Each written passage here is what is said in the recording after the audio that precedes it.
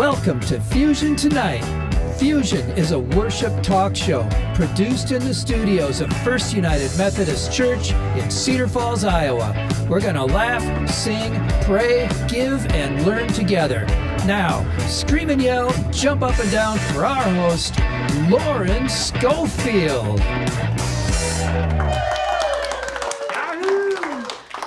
Hello again.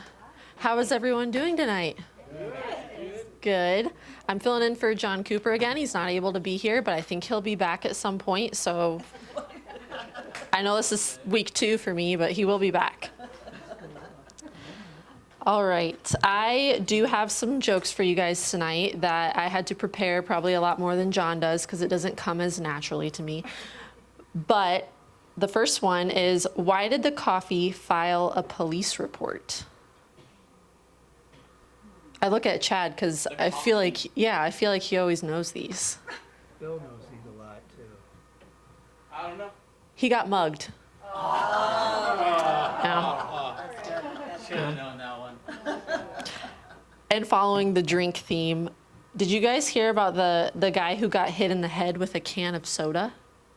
He's lucky it was a soft drink. I bet they really popped. Yeah. All right. And for the third one, I was going to tell you guys a joke about time travel, but you didn't like it. So.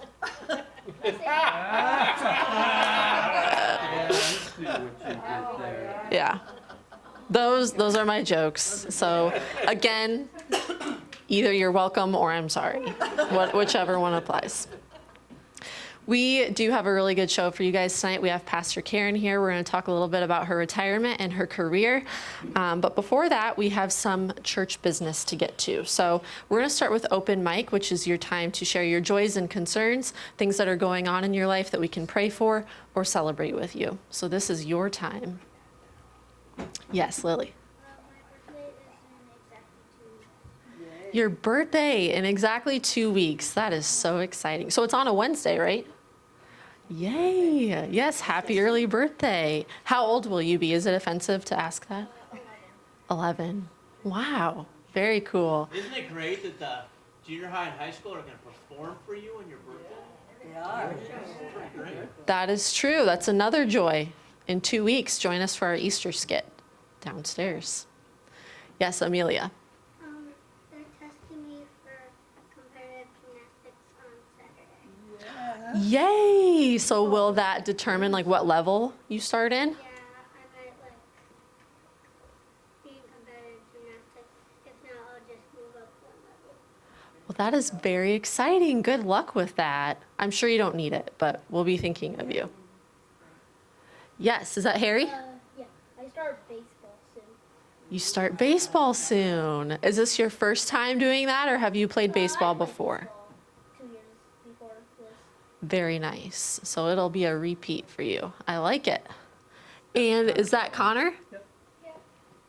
Me and Sasha are making a safe house on the door pile at our house, so we're just digging straight down for about 5 feet, and then we just set out.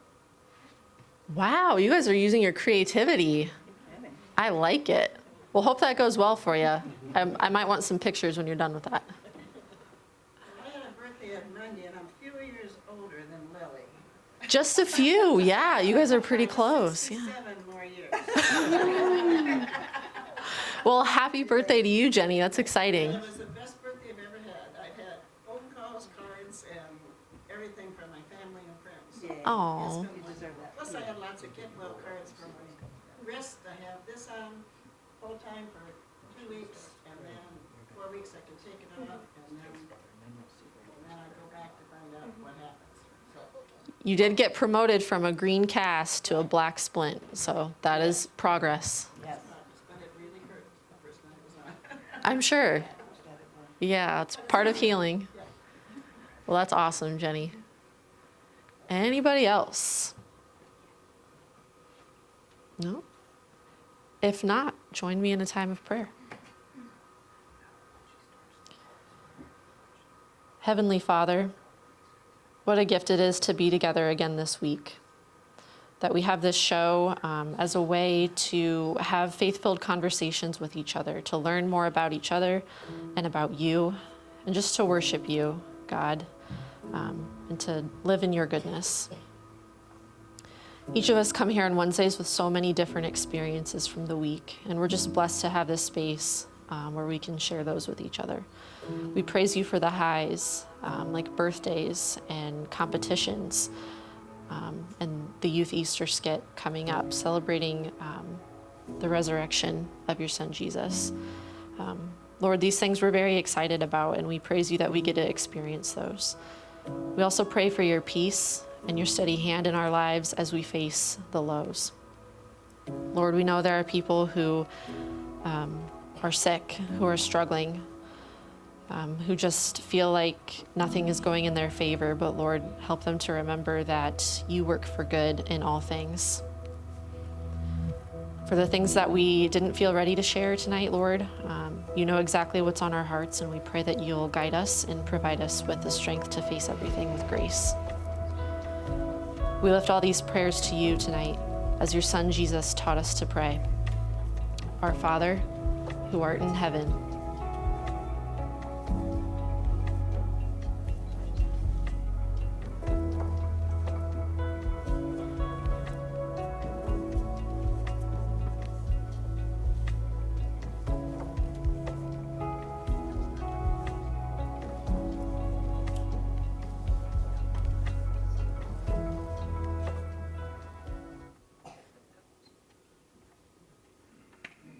all right, and as we move into our time of offering, I believe we have a video that will play that will tell you all about our mission of the month. So all of the offerings that we collect here at Fusion go toward the mission of the month.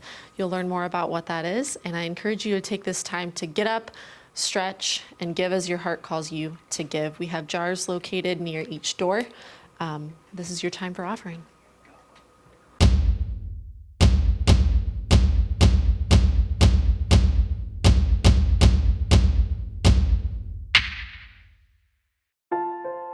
When families go through tough times, the little ones suffer too. We Care is a ministry partnership between First United Methodist Church of Cedar Falls and Love Inc. of the Cedar Valley.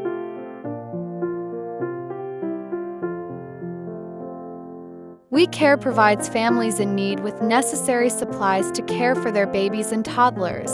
Things like blankets, onesies, bottles, diapers, baby wash, and baby lotion. Love Inc.'s intake process identifies families in need and refers them to our We Care ministry.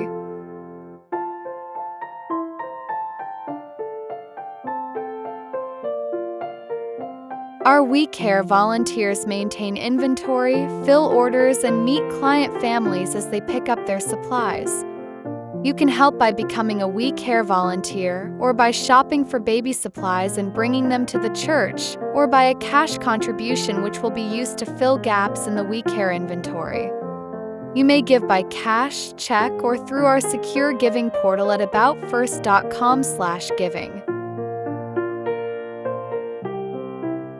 We Care is our way of showing that we care about the little ones, and it is our mission of the month.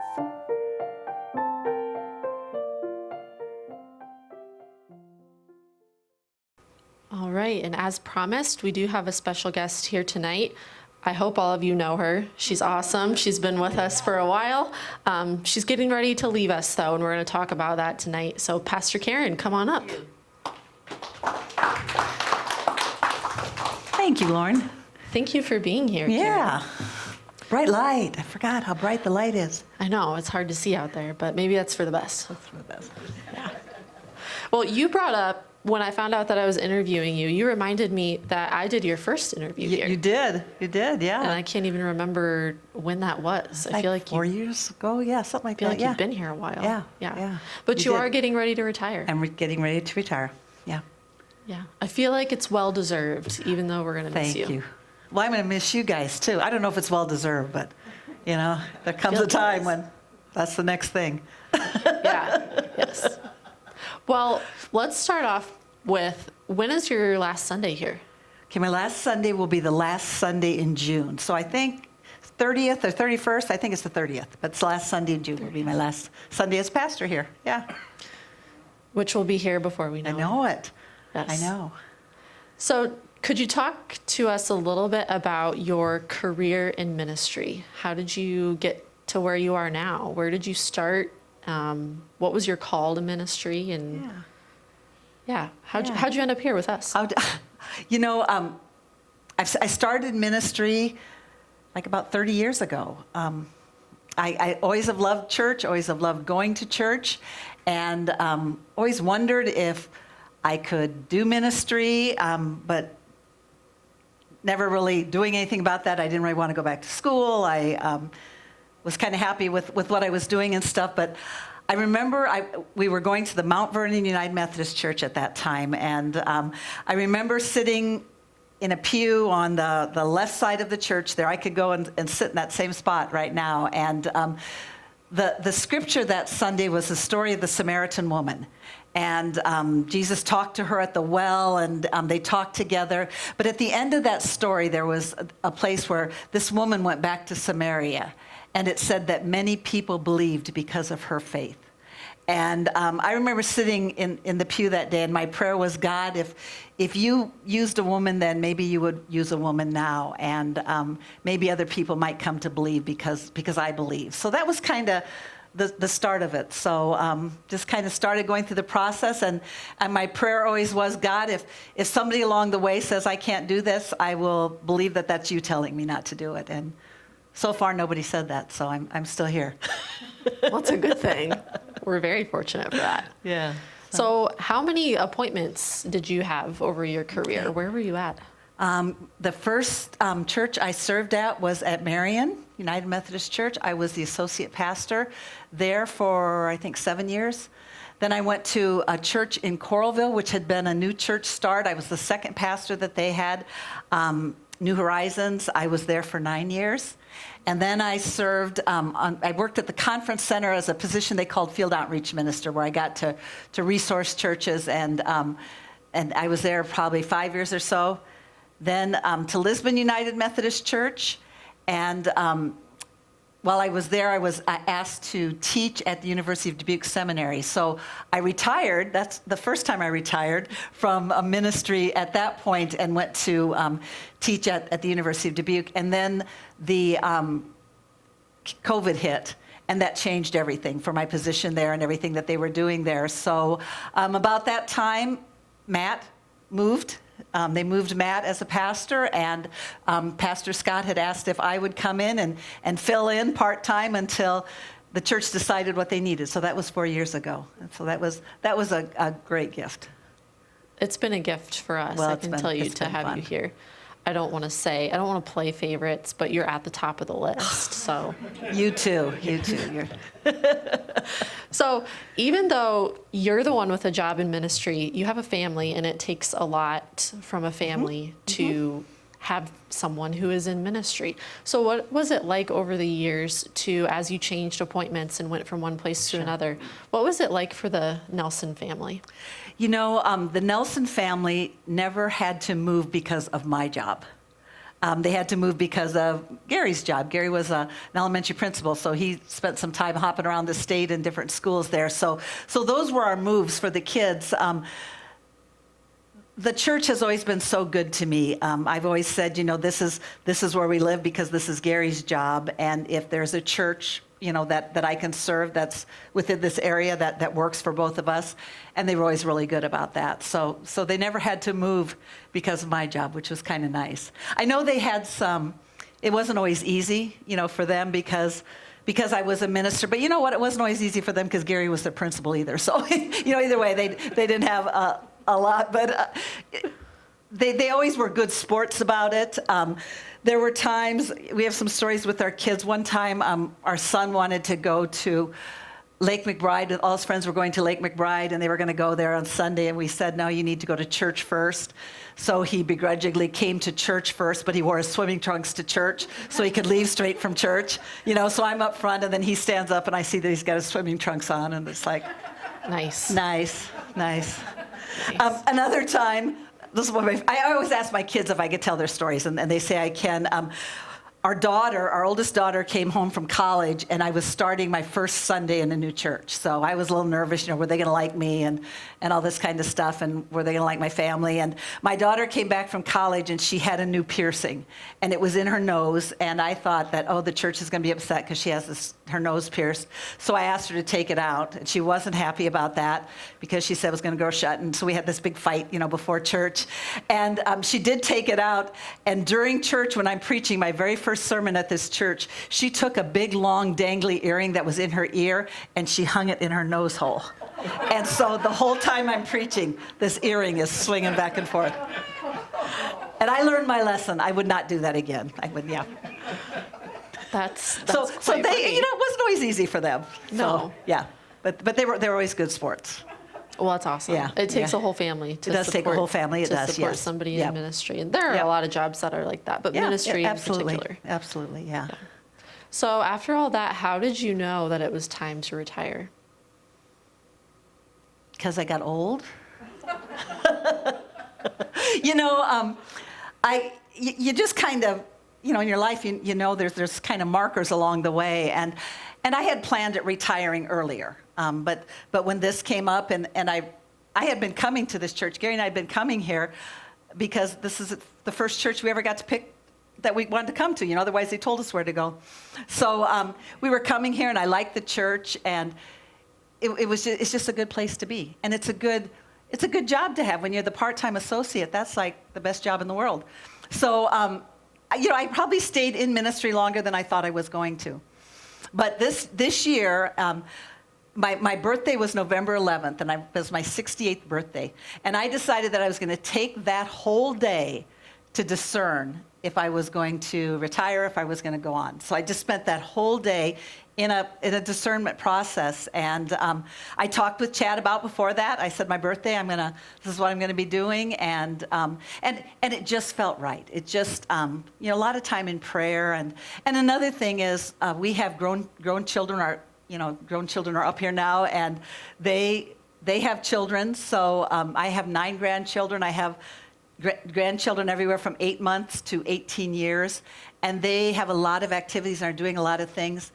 And I'm missing a lot of things. And I don't want to do that. I want to be able to just be a part of their activities. So like Monday night, we had a worship design meeting. So I ran up to the school, watched the track meet, and I got to see the shuttle hurdle relay, which my grandson was running in. And then I had to run out of there to get to the meeting. So I thought, next time I can just sit here and watch the whole track meet. Although it was really cold, and it was nice to say, oh, darn, I got a meeting, got to go.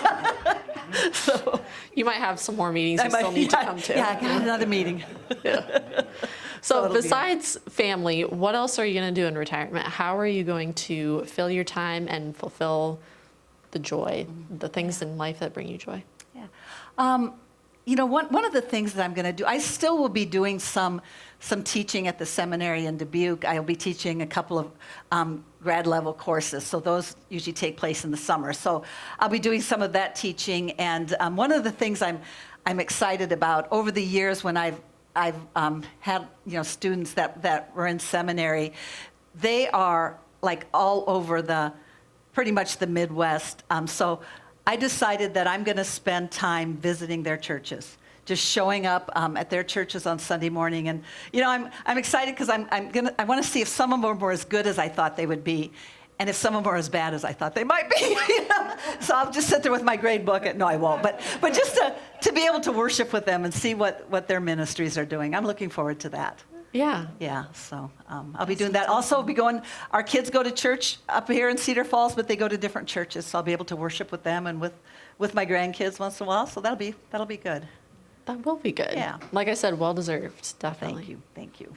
So I do want to know, even though ministry it's a calling, it's a very important job, and there's so much about it that's fulfilling and wonderful.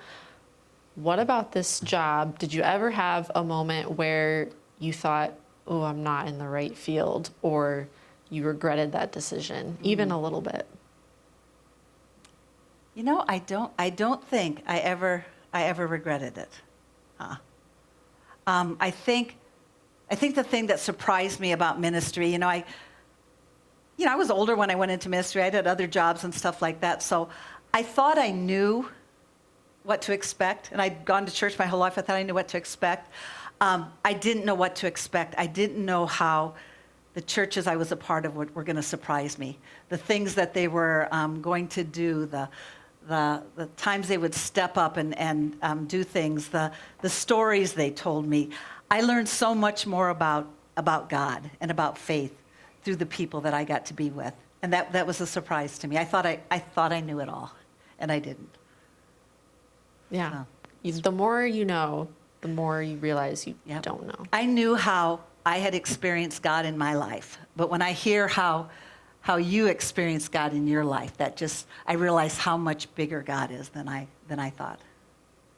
I also had the opportunity to serve in church. I say the opportunity, it's not really an opportunity, Chad, is it? Because they tell us where we're going to go. But I was sent places that I never would have gone as a church. I wouldn't have picked those churches to go to. The first one I went to was way too big. I would have never wanted to be a part of a church like that.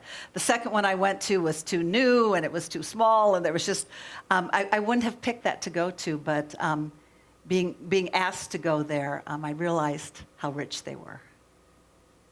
It opened your eyes. Opened my eyes, sure. Yeah. So on the flip side then, what are some of the memories that you have from your career in ministry that you are going to remember forever? You know, I think the things that probably are the freshest in my mind, just because when you're in a change, you spend time reflecting, you know, kind of looking back and how things were. And I've just been reflecting on my time here. And so I brought along some things that I'm going to remember about this place. One of the things I've always done at every church I've been at is I have a box, or at this place it's a drawer, my top right-hand drawer, and I just call it my treasure chest. And whenever anybody sends me a note or a card or something that's nice, I just put it in there, you know. And sometimes when I mess up or I've disappointed somebody, sometimes I'll just pull some of those out and read and say to myself, I'm not always a jerk. You know, sometimes I've been nice, people have liked me. But so I was going through my drawer as looking at it. So one of the things I love about this church is the stuff I get stuck in my mailbox, or that ends up on my desk, like this lovely drawing from the youth. Was that like a year ago? I remember that one. Yeah, that was last this came, year. And it's from the youth, and I'm like, this is horrible. And I put it up on my file cabinet. Everybody had to see it. But just getting surprises like that. Here's another thing. The kids made this in Sunday school, and I ended up with one. I don't know how, but it just showed up. Here was one I got last week. Just a little note. And look, somebody nailed that logo of our church. They there. did. But just those kind of things. I mean, those are love notes for me. But here's one of my favorites, and I really think, he's not here, I think Elau gave this to me. But one Sunday as we were doing communion, I'm sure it was Elau, I have to ask him if it was. But when he came forward, you know, I said, body of Christ given for you, and he gave me this, it's a shrinky dink, is what he gave me. And he goes, and this is for you. And he gave me this thing, so we made this exchange during communion. I thought, man, how cool is that? I love that. But then here's another one. One Sunday, another communion Sunday, we're in the gathering, or in the transformation service. And this was somebody's grandchild that was visiting Grandma and Grandpa. And they came up for communion. And that was right after COVID, when we had the little cups and then the little cup with the cracker in it. Remember those? Mm-hmm. Anyway, so I gave this little girl the cup and the cracker. And then I thought she, left. She was with her grandma. I thought she left. But I kept seeing something out of the corner of my eye. And when I finally looked over there, she had taken her little cup and her cracker, and she went over and she sat on the step over there. And she would take a little bite of her cracker, and then she'd take a little drink of it. It's like she was having a picnic. And I thought, wow, that's what communion should be. That's just things like that. Just the life together has just been so much fun. It so has rich. been. Yeah. I think these things are only a small sign of how much you've been loved and appreciated for what you do here. It's been really awesome to not only work with you, but to have you as a pastor, because not only do I work here, but I go to church here. So it's my spiritual faith home too. Yeah. And so I have you as a coworker, but I have you as a pastor. Well, and I feel the same way about you and the staff. I'm going to miss the staff. Oh my goodness, just because we do life together. We live together. We share the joys, the fun stuff. We share the hard stuff. But it's also the same with the people in the church. You know, we've been through some really fun things together and some really important mission work, but we've also been through some really hard stuff in our lives. And to get to share that with each other has just been such a gift. And this church, I've been so touched by the way you're willing to reach out, your missions of the month, that kind of stuff. Yesterday there was a couple that came to church. It was the week care day when they come to pick up their stuff. And I got to meet a little baby, Sylvia, who was 5 months old, and her mom and dad and her grandma brought her in. And they picked up their diapers and they picked up their stuff. And to watch these parents interact, and this little 5-month-old girl just loved her daddy. And she just, every time he would say something to her, she'd brighten up. And I thought, what a good thing we do. What a good thing we do, because diapers and all that baby stuff is so expensive. And to be able to just hand that to a family and see that little baby smile, it's just great, the stuff they do. This church has made me braver in reaching out, going to the food bank. I would have never gone on my own, but to get with a group of people and go down to the food bank and serve together, this church has made me brave in doing some of that stuff, and I really appreciate that. Sounds like it's been mutually beneficial then. It's been great. So will we see you around even after you retire? Well, I'm not leaving the city, so yeah, you will see me around. You know, one of the things that, and we know this is being professional in our jobs and stuff, that when you retire, when you leave a church, you're done there. It's like, you know, anybody that retires any job, a teacher that retires doesn't get to go back into the school and sit in her classroom and see how it's going. You know, a doctor doesn't get to retire and then come into the office to see what's going on. So it's part of that stopping the job. You know, one of the things that we agree to do as pastors is when we're done serving at a church, we will go somewhere else, and we can come back eventually. I can come back because, you know, we develop friendships, and you all are important to me. So I can celebrate with you. If somebody gets married, somebody has some kind of celebration in the church, I would love to celebrate with you. If there's a death, I would love to grieve with you, but I won't be doing the weddings because that's the job, and I'm not in that job anymore. And I won't be doing the funerals because that's the job, and I'm not in that job anymore. So one of the things we do is common courtesy. If there's something that comes up in church that I'd like to go to, or somebody says, "Hey, could you come?" You know, I'll give Chad a call, or whoever's taking my place, and I'll give him a call and say, "Listen, how do you feel about that? Is that okay? You know, is that going to feel comfortable?" Part of it is so that I get used to not being a pastor, because it's easy to walk into a place and all of a sudden think you're there again. So I have to get used to not being that. So we will always be friends, but I won't do the work anymore. I won't be doing that work of the pastor. So yeah, you'll see me around. I'll see you. I'm not going to avoid you when I see you guys. I'm gonna be obnoxious. We want to see you around. Yeah, we can't just have you disappear into thin air. No, I won't disappear. Wouldn't No. be good. No. Well, thank you so much, Pastor Karen, for being here tonight and for being here for 4 years, Yes, because it's been awesome. You've done a lot for our church and for the people you work with and the people that you've served as members of the church. And you deserve this retirement, but we will miss you very much. I'll miss you. Thank you. Thank you for being who you are, for being the church that you are. Don't ever stop that. You know, everybody I see, I say, you gotta go see these people. You gotta try this church. So keep doing the things you do, because it makes a difference for us, but it makes a difference for this community and for our world. So keep doing it. It's so important.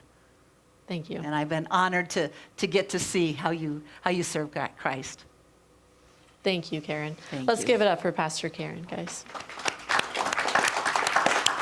Thank you. Thank you, Karen. We have gathered and we have grown, and now it is time to go and be Christ for one another. So you guys have a great week, and we'll see you next week.